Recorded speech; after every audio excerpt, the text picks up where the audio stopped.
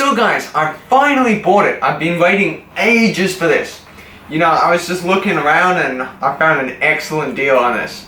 And I was just like, thank you Lord, I finally have an opportunity to buy this. And, I mean, reading some of your guys' comments, like, about me. You guys are just so mean to me. Anyway guys, I had to do it. I just finally shelled out the money. And I finally bought it right here. Who put this TIG welder here?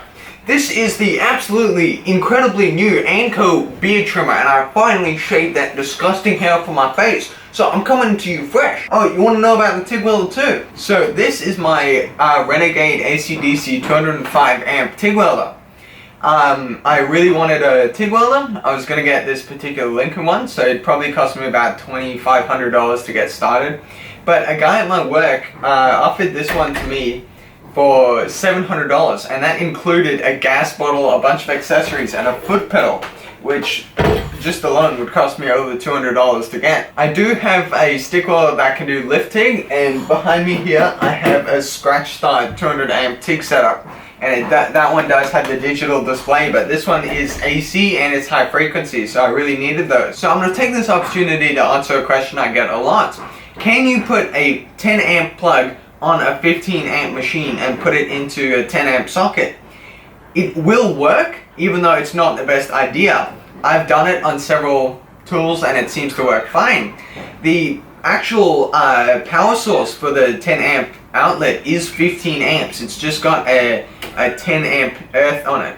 So it's probably a safety risk, but I don't know, I've done it for a couple years and it still worked. So some of the accessories he put with it was an oil gun regulator. I really needed one of those. And in this box, stainless filler wire, a bunch of aluminium TIG rod. There's a bunch of gas cups. He doesn't have a stubby kit. And then there's a size 17 TIG torch and a stinger for TIG welding that he's never used. And this TIG torch has a TIG button on it in addition to the foot pedal, so you can use either, which is really nice. I apologize for the noise outside. My dad's just hammering some stuff into the deck. So one really nice thing about actual TIG welders, and not welders that just say they're TIG, but not actually, is that these welders have a gas solenoid on them. So instead of having to remember to turn a valve on your torch where you can sometimes forget and then burn up your tungsten, it'll always turn on as soon as you press the gas pedal. So that's a nice feature. So the way that you adjust the max amperage if you're using the foot pedal is not actually on the machine. You use this little knob here on the foot pedal. So I think this is at its lowest. We can see on the machine we've full pedal it. Now that's the highest. We're at 198, aka 200 amps. If we crank it all the way the other way, we are at 0 amps, and you can watch me increase it. I can't tell you how nice it'll be to have the gas solenoid in the machine, because there were countless times when I would start welding without having my gas on, and that is unbelievably frustrating because it just burns the hell out of the tungsten, and then you have to spend like 10 minutes trying to grind it off or just put a new tungsten in. So I think the torch is activated. Just put in the ground clamp, and I noticed this ground clamp is a very high quality. It's a much higher quality than some of the Lincoln ground clamps I have, and inside it actually has a braided copper wire thing, whereas all the other Lincoln welders that I have, with the exception of the AC225, it's just a metal strip there. So it turns out keeping filler wire out in the open for over a year doesn't really make it usable anymore, so we're just going to do a run without filler wire.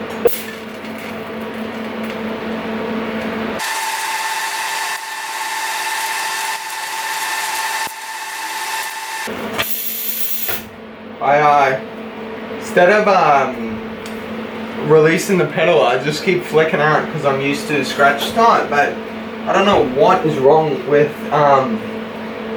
this. I think the gas is gone.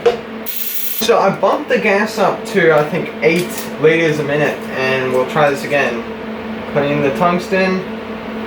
And by the way, if anyone's commenting, I am not dipping the tungsten. That's not what's wrong with this. Okay, let's try again. This is 102 amps.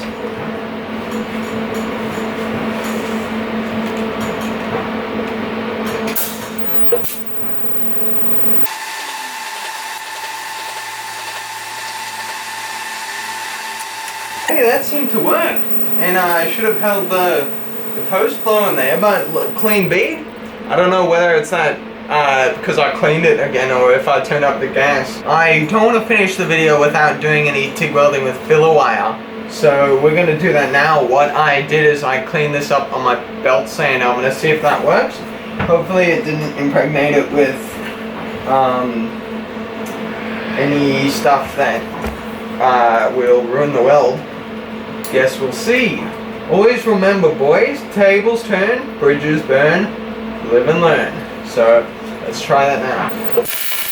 Whoa, ho, ho. That is not what I wanted. One sharpening later, we realized that the TIG welder needs to get set to DC if you're welding steel. So, okay, clean. Let's try this out. Shield's done.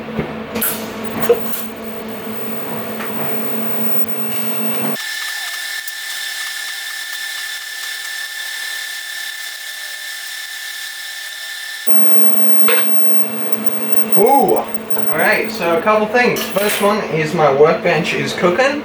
Next thing is the timer in my pocket has gone off. But most importantly, that weld did not go too well. So it's been a couple hours and I've just came back and I started doing some more TIG welding. You can see I'm not particularly good. I just can't get a consistent weld. Anyway, I'm really liking the welder so far. There's not a ton I can say about it. Focus. But yeah, it's really going well. I'm getting used to the foot pedal. The torch so far seems alright. I needed to bump the gas up to I think 8 liters a minute, but now it's working just fine. So far I've been pretty impressed with the welder, and that's really nice because it's a pretty affordable one.